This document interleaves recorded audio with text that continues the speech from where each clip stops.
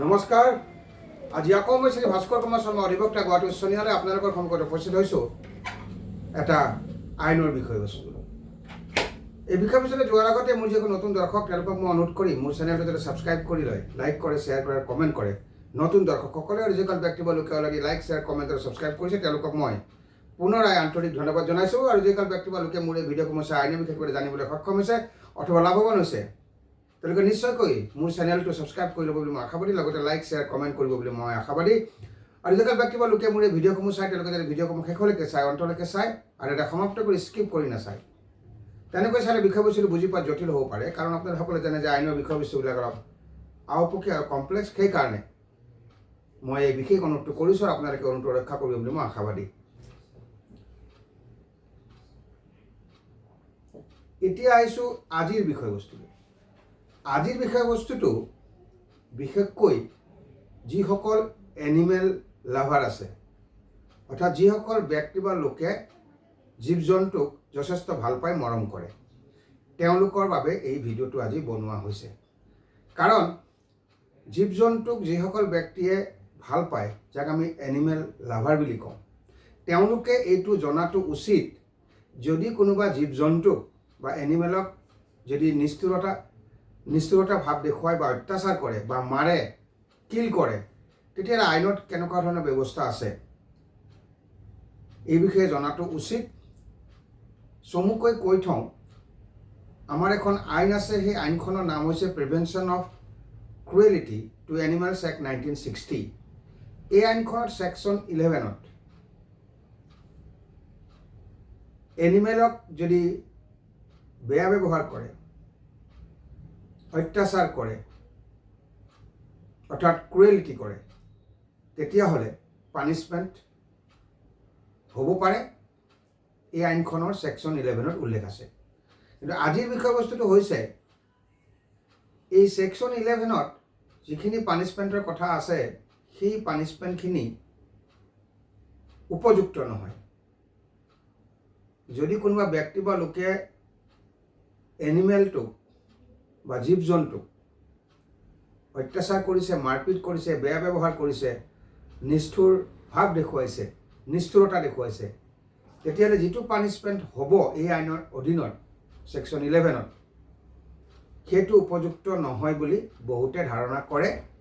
যাৰ কাৰণে এই ছেকশ্যনটো এমেণ্ড কৰি, সংশোধন কৰি, যাতে ইয়াৰ পানিছমেণ্টৰ যিটো বিষয়বস্তু সেইটো যাতে বৃদ্ধি কৰিব পাৰে পানিছমেণ্টটো, অৰ্থাৎ এনিমেল ৱেলফেয়াৰৰ কাৰণে এই এমেণ্ডমেণ্টটো দৰকাৰ বুলি বহুতে মত পোষণ কৰে। সেই বিষয়বস্তুটো আগত ৰাখি এই ছেকশ্যনটো এমেণ্ড কৰাৰ কাৰণে প্ৰপ'জ কৰা হৈছিলে, বিল ড্ৰাফ্ট কৰা হৈছিলে। এতিয়া এই যিখন বিল ড্ৰাফ্ট কৰিছিলে বা প্ৰপ'জ কৰিছিলে এমেণ্ডমেণ্ট এই ছেকশ্যনটো, তাত পানিছমেণ্টখিনি কেনেকুৱা ধৰণৰ হ'ব লাগে বুলি উল্লেখ আছিল। আৰু কি কাৰণে এমেণ্ডমেণ্টৰ প্ৰয়োজন আছে এই আইনখনৰ, এই বিষয়ে চমুকৈ আজি মই চৰ্চা কৰিম। কাৰণ এনিমেল যিখন লাভাৰ আছে বা জীৱ জন্তুক যিসকল লোক বা ব্যক্তিয়ে যথেষ্ট ভাল পায়, তেওঁলোকে এই বিষয়টো জনাটো অত্যন্ত আৱশ্যক। আমি নিউজ বা বাতৰিত দেখিছোঁ কেতবোৰ লোকে জন্তুৰ লগত, এনিমেলৰ লগত অপকৰ্ম কৰা বাতৰিও আমি দেখা পাওঁ। গতিকে এই আইনখন সংশোধন কৰি পানিছমেণ্টৰ যিটো ধাৰা সেইটো বৃদ্ধি কৰাটো উচিত। আৰু যেতিয়া প্ৰপ'জ কৰা হৈছে যে পানিছমেণ্ট বৃদ্ধি কৰিব লাগে আৰু ছেকশ্যন 11ত যিখিনি শাস্তি প্ৰদানৰ ব্যৱস্থা আছে সেইখিনি উপযুক্ত নহয়। কি প্ৰপ'জ কৰিছিলে, কিমান পানিছমেণ্ট হ'ব লাগে আৰু কিয় প্ৰপ'জ কৰিছিলে এই আইনখনৰ ছেকশ্যন 11টো সংশোধন কৰাৰ ক্ষেত্ৰত, সেই বিষয়ে চমুকৈ চৰ্চা কৰিম। অধ্যয়ন কৰাৰ পিছত দেখা গৈছে section 11 of the said act অৰ্থ হৈছে prevention of cruelty to animals act 1960। মনত ৰাখিব, section 11 of the said act defines what entails cruelty to animals and prescribe punishment for same. Section 11টোৱে কৈছে কেনেকুৱা ধৰণৰ বিষয়বস্তু ক্ৰুৱেলিটিৰ ভিতৰত পৰিব এনিমেলৰ, আৰু পানিছমেণ্টটো প্ৰেছক্ৰাইব কৰিছে ছেকশ্যন 11এ। অৰ্থাৎ কেনেকুৱা ধৰণৰ ব্যৱহাৰ কৰিলে এটা এনিমেলৰ ক্ষেত্ৰত ক্ৰুৱেলিটি হ'ব আৰু তেনেকুৱা কৰিলে পানিছমেণ্ট কিমান হ'ব পাৰে সেই বিষয়টো ছেকশ্যন 11ত উল্লেখ আছে এই আইনখনত। এতিয়া কথা হৈছে নিড ফৰ এন এমেণ্ডমেণ্ট। এতিয়া কি কাৰণে এমেণ্ডমেণ্টৰ সংশোধনৰ দৰকাৰ আছে এই আইনখন, এই বিষয়ে চমুকে জানক animal লাভাৰসকলে। There are two fundamental problems associated with Section 11 of the PCA Act, অর্থাৎ Prevention of Cruelty to Animals Act. There are two fundamental problems associated with Section 11 বুলি কৈছে। দুটা ফাণ্ডামেণ্টেল সমস্যা আছে এই ছেকশ্যনটোত। এক নম্বৰতে, firstly the punishment provided need to be revised. এনিমেলক বেয়া ব্যৱহাৰ কৰাৰ কাৰণে, জীৱ জন্তুক বেয়া ব্যৱহাৰ কৰাৰ কাৰণে,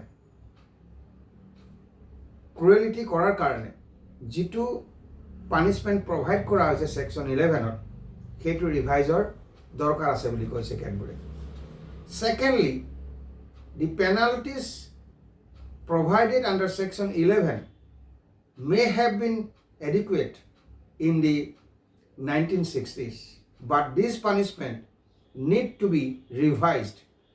দুটা ফাণ্ডামেণ্টেল প্ৰব্লেমছ আছে এই ছেকশ্যনটোত।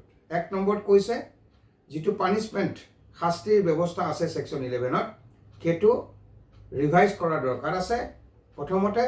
ছেকেণ্ডলি, যিটো শাস্তি প্ৰদানৰ ব্যৱস্থা আছে ছেকশ্যন 11ত সেইটো উপযুক্ত নহয়, অথবা যিটো পানিছমেণ্ট বা শাস্তি ছেকশ্যন 11ত উল্লেখ আছে এনিমেলৰ প্ৰতি ক্ৰুৱেলিটি দেখালে সেইটো এডুকেট হ'ব পাৰে 1960ত, অৰ্থাৎ 1960 চনত সেইটো পানিছমেণ্ট যিটো প্ৰভাইড কৰিছে আইনখনে সেইটো এডুকেট হ'ব পাৰে, উপযুক্ত হ'ব পাৰে। But this punishment need to be revised. তথাপি এই ছেকশ্যনটো ৰিভাইজৰ দৰকাৰ আছে। ৰিভাইজৰ এইকাৰণে দৰকাৰ আছে, আপোনালোকেও এটা কথা মন কৰিব, আজিকালি নিউজত ওলাইছে, বাতৰিত ওলাইছে, আমি দেখা পাইছোঁ যে কেতবোৰ লোকে নিজৰ পোহনীয়া কুকুৰৰ লগতো অপকৰ্ম কৰা দেখা যায়। From that point of view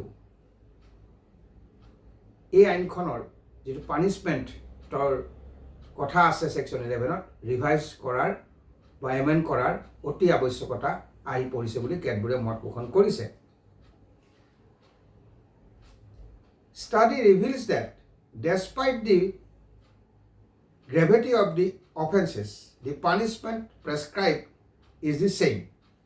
অধ্যয়ন কৰাৰ পিছত দেখা গৈছে আইনখনত, অৰ্থাৎ ছেকশ্যন 11ত যিটো পানিছমেণ্টৰ কথা আছে সেইটো অধ্যয়ন কৰাৰ পিছত দেখা গৈছে কেতবোৰ লোকে পোহনীয়া জন্তুটোক ইমানেই বেয়া ব্যৱহাৰ কৰে, ইমানেই ক্ৰুৱেলিটিৰ ইম্পেক্টটো বেছি সেই জন্তুটোৰ ওপৰত, তথাপিতো পানিছমেণ্টটো একেই।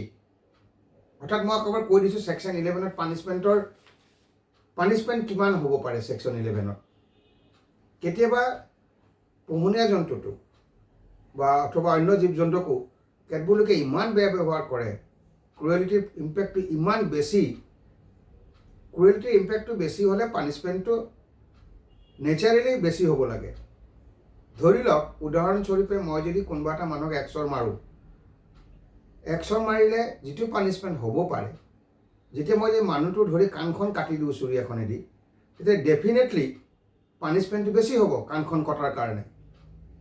চৰ মাৰিলে যিটো পানিছমেণ্ট দিয়া হ'ব, কাণখন কাটিলেও যদি একেটা পানিছমেণ্টে দিয়া হয় তেতিয়াহ'লে এইটো উপযুক্ত নহয় পানিছমেণ্টটো।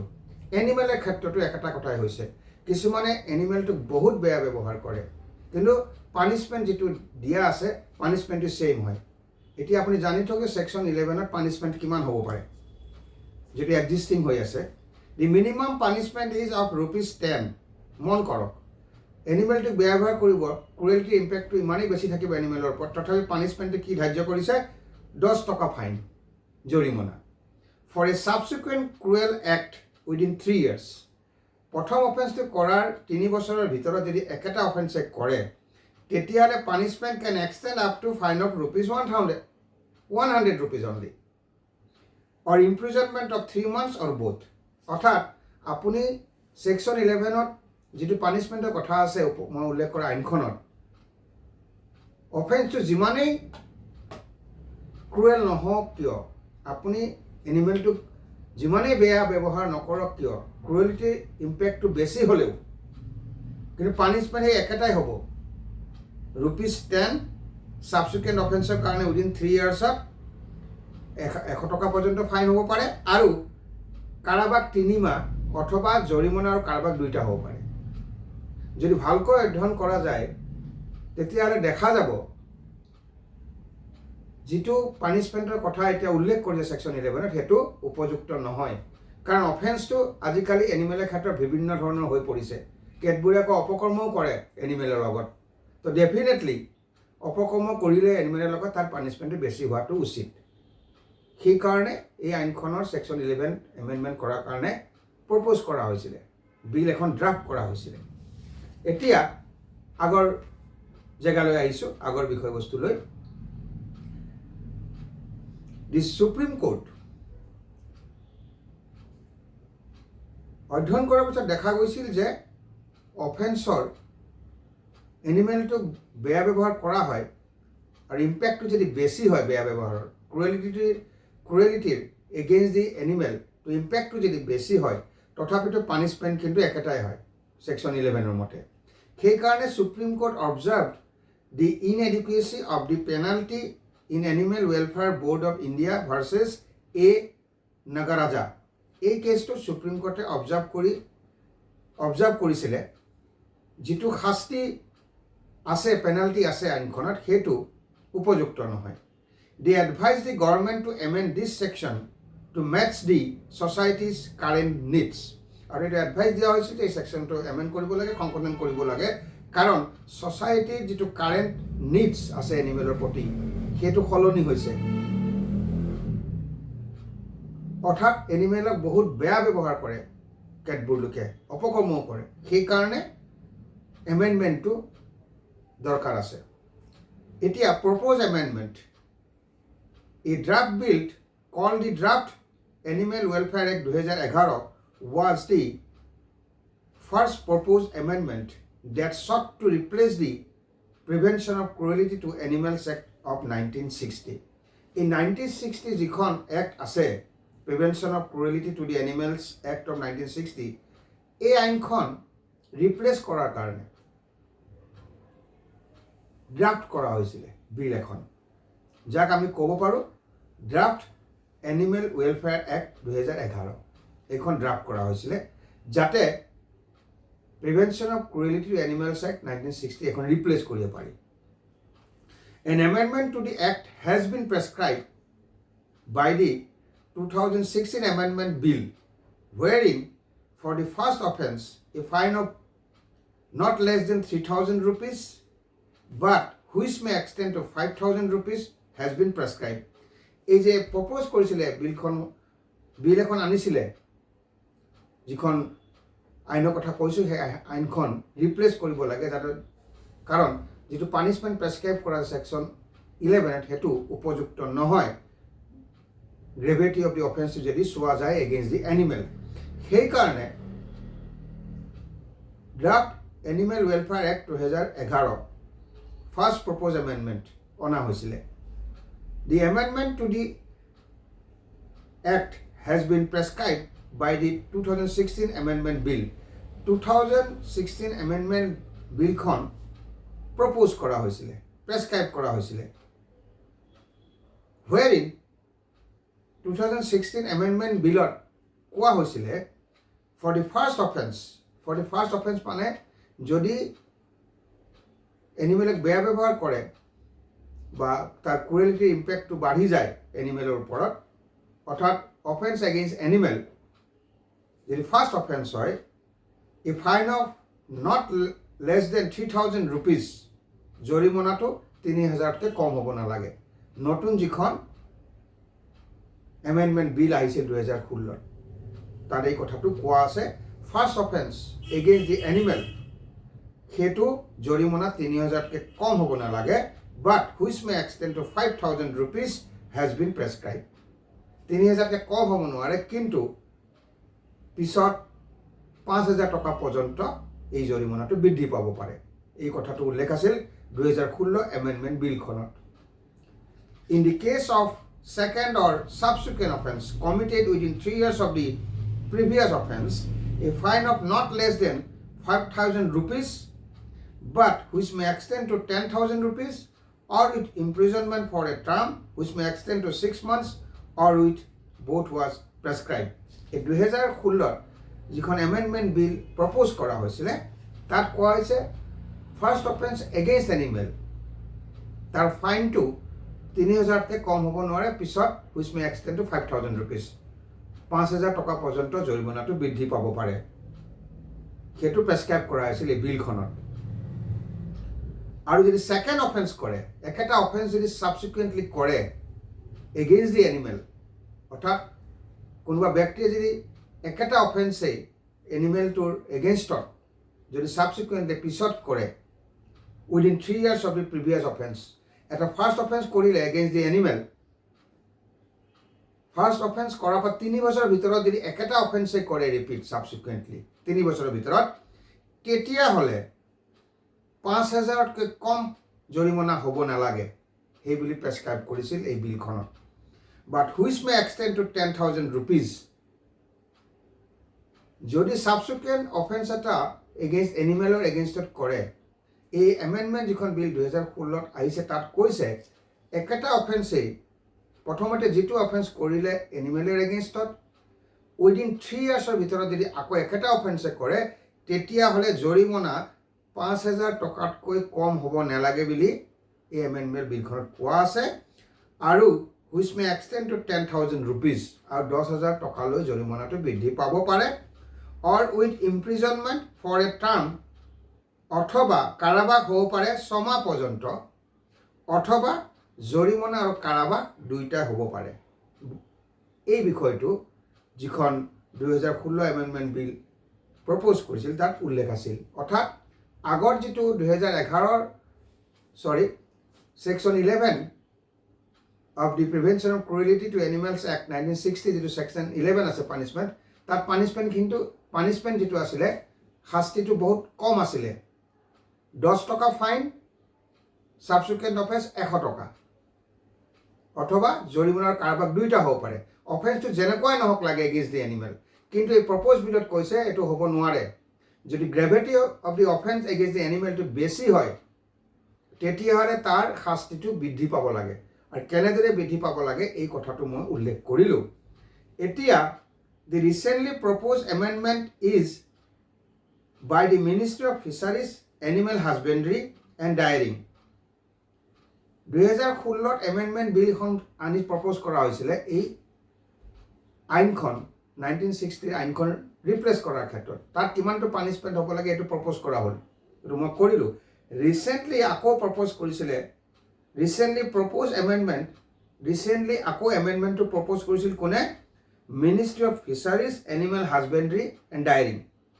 দি ড্ৰাফ্ট 2022 বিল হেজ ইন্ট্ৰডিউচড। আৰু এখন draft 2022 bill, the draft 2022 bill has introduced. এখন বিল ইন্ট্ৰডিউচ কৰা হৈছিল যাক আমি ড্ৰাফ্ট 2022 বিল বুলি ক'ব পাৰোঁ, which has introduce gruesome cruelty as a new category of cruelty under this section. Recently আকৌ এমেণ্ডমেণ্টটো প্ৰপ'জ কৰিছিলে। কোনে কৰিছিলে? Ministry of fisheries, animal husbandry and dairy. আৰু সেই ড্ৰাফ্ট বিলখন 2022 বিল বুলি কোৱা হয়, ইন্ট্ৰডিউচ কৰা হৈছিলে gruesome cruelty as a new category of cruelty under this section. অৰ্থাৎ এনিমেলৰ ওপৰত অত্যাচাৰৰ যিটো ইম্পেক্ট যদি বেছি হয়, অত্যাচাৰ কৰি যদি আপুনি এনিমেলটো কিল কৰি পেলায় তেতিয়াহ'লে পানিছমেণ্টটো বেলেগ ধৰণৰ হ'ব লাগে। এই কথাটো ৰিচেণ্ট যিটো প্ৰপ'জ এমেণ্ডমেণ্ট বিল আহিছিল ড্ৰাফ্ট 2022 বিল, তাত এই কথাটো কোৱা আছে। অৰ্থাৎ এনিমেলটোক যদি আপুনি বেয়া ব্যৱহাৰ কৰে, অত্যাচাৰ কৰি তাৰ ইম্পেক্টটো যদি বেছি হয় ক্ৰুৱেলিটিৰ, যাৰ ফলস্বৰূপে যদি এনিমেলটো ঢুকায় তেতিয়াহ'লে পানিছমেণ্টটো বৃদ্ধি পাব লাগে বুলি এই বিলখনত উল্লেখ আছে। আৰু এই বিলখনত ক্ৰুৱেলিটি এগেইনষ্ট দি এনিমেলটোৰ ওপৰত যদি ইম্পেক্টটো বেছি হয় ক্ৰুৱেলিটিৰ, এই ৰিচেণ্ট যিটো এমেণ্ডমেণ্ট বিল, ড্ৰাফ্ট বিল 2022, তাত কৈছে যদি এনিমেলৰ এগেইনষ্টত ক্ৰুৱেলিটিটো বেছি হয়, ইম্পেক্টটো বেছি হয়, যাৰ ফলস্বৰূপে যদি এনিমেলটো ঢুকাই যায়, তেনেকুৱা পৰিস্থিতিত মিনিমাম ফাইন অফ ₹50,000 হ'ব লাগে বুলি কৈছে, আৰু maximum penalty of ₹75,000 has been proposed for gruesome cruelty. অৰ্থাৎ যদি যিটো এনিমেল আপুনি পুহি ৰাখিছে তেনেকুৱা এনিমেলৰ ওপৰত বা অন্য জীৱ জন্তুৰ ওপৰত, এনিমেল বুলি ক'লে বহুত এনিমেল সাঙুৰি লয়, বিভিন্ন প্ৰকাৰৰ জীৱ জন্তু সাঙুৰি লয়, গতিকে যদি সেই এনিমেলৰ ওপৰত ইম্পেক্টটো বেছি হৈছে, যাৰ ফলস্বৰূপে এনিমেলটো ঢুকাই গ'ল, তেতিয়াহ'লে এই যিখন ড্ৰাফ্ট বিল 2022ত প্ৰপ'জ কৰিছিলে, তাত কৈছে যে মিনিমাম জৰিমনা হ'ব লাগে $50,000 আৰু মেক্সিমাম পেনাল্টি শাস্তি হ'ব লাগে $75,000। সেইটো প্ৰপ'জ কৰা হৈছিলে। আৰু এটা কথাত উল্লেখ আছিলে, বৰ গুৰুত্বপূৰ্ণ কথা, now a strict punishment of 5 years has been proposed for killing an animal. এই বিলখনত এইটো প্ৰপ'জ কৰা হৈছিল, যদি জন্তুটো বা এনিমেলটো যদি মাৰি পেলায়, তেতিয়াহ'লে মিনিমাম পানিছমেণ্ট কিমান হ'ব লাগে? 5 বছৰ। এই কথাটো প্ৰপ'জ কৰা হৈছিল এই বিলখনত, অৰ্থাৎ ড্ৰাফ্ট যিখন বিল 2022ৰ। মনত ৰাখিব, this draft proposed 61 changes to the act. যিখন মই এক্টৰ কথা ওপৰত উল্লেখ কৰি 1960, prevention of cruelty to animals act 1960, সেইখন ৰিপ্লেচ কৰিব বিচাৰিছিলে। তাৰ কাৰণে প্ৰপ'জ কৰিছিল ড্ৰাফ্টত 61 changes to the act. Change 61টা হ'ব লাগে এই আইনখনত, সেইবুলি এই ড্ৰাফ্টত প্ৰপ'জ কৰিছিলে ড্ৰাফ্টখনত। আৰু যদি পাছ হয়, this amendment would help make good animal welfare legislation. এনিমেলৰ ৱেলফেয়াৰৰ কাৰণে এখন ভাল লেজিছলেশ্যন আহিব বুলি আশা কৰা যায়, যদি এই প্ৰপ'জ বিলখন পাছ হয়। এইখিনিতে আৰু এটা কথা জানি থওক এনিমেল লাভাৰসকলে, the supreme court in the famous jallikattu case has placed the right to life of animals under Article 21 of the Indian Constitution.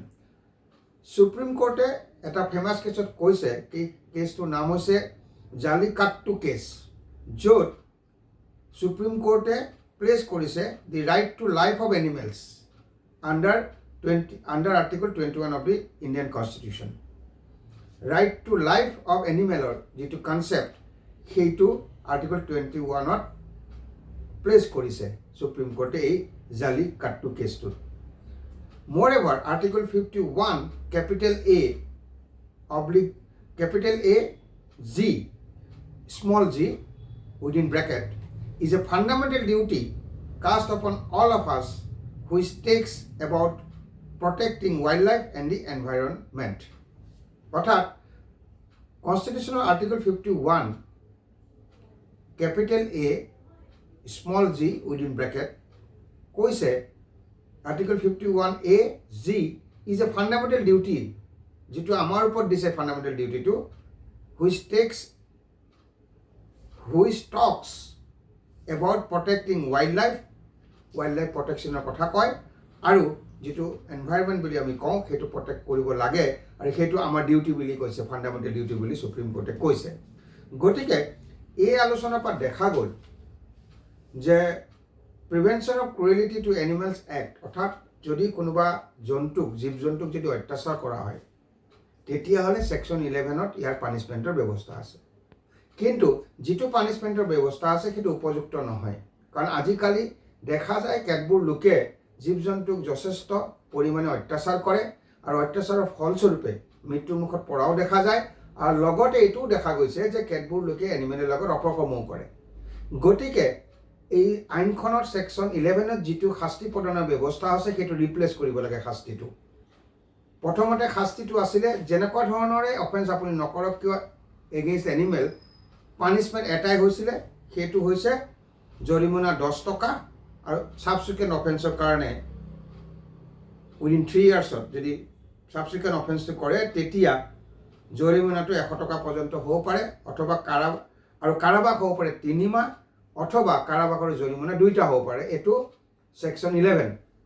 যিমান বেয়া ব্যৱহাৰে আপুনি এনিমেলটো কিয় নকৰক, খুব বেয়া ব্যৱহাৰ কৰিছে আপুনি এনিমেলটো, আপোনাৰ বেয়া ব্যৱহাৰৰ কাৰণে ক্ৰুৱেলিটিৰ কাৰণে এনিমেলটো মৰি গ'ল, কিন্তু পানিছমেণ্টটো এই পানিছমেণ্টটোৱে হ'ব সেকশ্যন 11 যিটো দিয়া আছে সেইটো উপযুক্ত নহয় বুলি কৈছে, কাৰণ এনিমেলৰ লগত অপকৰ্ম কৰাও দেখা যায়। গতিকে এই আইনখনত যিটো পানিছমেণ্টৰ ব্যৱস্থা আছে সেইটো পানিছমেণ্টটো মডিফাই কৰিব লাগে, ৰিভাইজ কৰিব লাগে বুলি প্ৰপ'জ কৰা হৈছিলে। তাৰ কাৰণে কেইবাখনো বিল অনা হৈছিলে, ড্ৰাফ্ট বিল, জানি থওক। আৰু এই বিলখন যদি পাছ হয় তেতিয়াহ'লে এনিমেল ৱেলফেয়াৰৰ কাৰণে ভাল হ'ব আৰু অপকৰ্ম কৰা লোকসকলক আৰু এনিমেলক বেয়া ব্যৱহাৰ কৰা লোকসকলক আমি শাস্তি প্ৰদান কৰিব পাৰোঁ। যিমানে গ্ৰেভিটি অফ অফেন্সটো বেছি হ'ব এগেইনষ্ট এনিমেল, তাৰ পানিছমেণ্টটো বৃদ্ধি পাব যদি এই প্ৰপ'জ বিলখন পাছ হয়। কাৰণ সৰু অফেন্সৰ কাৰণে, পেটি অফেন্সৰ কাৰণে পানিছমেণ্টটো বেলেগ থাকে। আপুনি যদি ডাঙৰ অফেন্স কৰে, কেপিটেল অফেন্স কৰে, তাৰো পানিছমেণ্ট বেলেগ হয়। ঠিক এনিমেলৰ ক্ষেত্ৰতো একেটা এপ্লিকেবল হ'ব লাগে। কাৰণ এনিমেলটোক আপুনি ভাত খাব দিয়া নাই, 2-3 দিন খানা দিয়া নাই, তেতিয়া এটা পানিছমেণ্ট যিটো হ'ব সেইটো কম হ'ব। আৰু আপুনি অত্যাচাৰ কৰোঁতে যদি এনিমেলটো মৃত্যুমুখত পৰে তেতিয়াও পানিছমেণ্টটো বেলেগ হ'ব লাগে, অৰ্থাৎ পানিছমেণ্টটো বৃদ্ধি পাব লাগে। এই আলোচনাৰ পৰা ইয়াকে বুজা গ'ল। আৰু থোৰতে আপোনালোকে জানি থওক, যিখন prevention of cruelty to animals act আছে 1960, তাৰ যিটো পানিছমেণ্ট আছে সেইটো উপযুক্ত নহয়, সেই পানিছমেণ্টখিনি ৰিভাইজ হ'ব লাগে বুলি কৈছে। আৰু পানিছমেণ্টৰ যিটো ব্যৱস্থা সেইটো বৃদ্ধি পাব লাগে বুলি কৈছে। তাৰ কাৰণে এমেণ্ডমেণ্ট কৰিবৰ কাৰণে প্ৰপ'জ কৰা হৈছে, ড্ৰাফ্ট বিল আহিছে, ৰিচেণ্টখন হৈছিলে 2022। গতিকে যদি পাছ হৈ যায় বিলবিলাক, তেতিয়াহ'লে এনিমেলৰ এগেইনষ্টত যিবিলাকে ক্ৰুৱেলিটি কৰে, বেয়া ব্যৱহাৰ কৰে, যাৰ ফলস্বৰূপে এনিমেলৰ মৃত্যু হয়, তেনেকুৱা ব্যক্তিৰ শাস্তি বিহাৰ ব্যৱস্থাটো কঠোৰ হ'ব লাগে। গতিকে এই আলোচনাৰ পৰা আজি অলপ হ'লেও এনিমেল লাভাৰসকলৰ লাভ হৈছে বুলি মই আশা কৰিছোঁ। মই শ্ৰী ভাস্কৰ কুমাৰ শৰ্মা, অধিবক্তা, গুৱাহাটী উচ্চ ন্যায়ালয়। মোৰ আলোচনা আজি ইমানতে সামৰণি মাৰিছোঁ। শেষত আৰু এটা কথা কওঁ এনিমেল লাভাৰসকলক, আইন এখন আছে, যদি আপোনালোকে কোনোবা এনিমেলক যদি বেয়া ব্যৱহাৰ কৰিছে, যাৰ ফলস্বৰূপে এনিমেলটো মৃত্যু হৈছে, তেতিয়াহ'লে আপোনালোকে এই আইনৰ গণ্ডিৰ ভিতৰত থাকি সেই ব্যক্তিক শাস্তি দিয়াৰ ব্যৱস্থা কৰিব পাৰে। আৰু যিটো শাস্তি বৰ্তমান এক্সিষ্ট হৈ আছে, মই সেকশ্যন 11ৰ কথা কৈছোঁ, সেই তাত দিয়া শাস্তিৰ যিটো ব্যৱস্থা, সেই ব্যৱস্থাটো উপযুক্ত নহয় বুলি কৈছে। ইয়াৰ শাস্তিৰ পৰিমাণটো বাঢ়িব লাগে বুলি কৈছে, মনত ৰাখিব। গতিকে আলোচনা ইমানতে সামৰণি মাৰিছোঁ। অহা খণ্ডিত পুনৰাই লগ পাম এটা নতুন বিষয়বস্তু লৈ। আজিলৈ বিদায় মাগিছোঁ। নমস্কাৰ।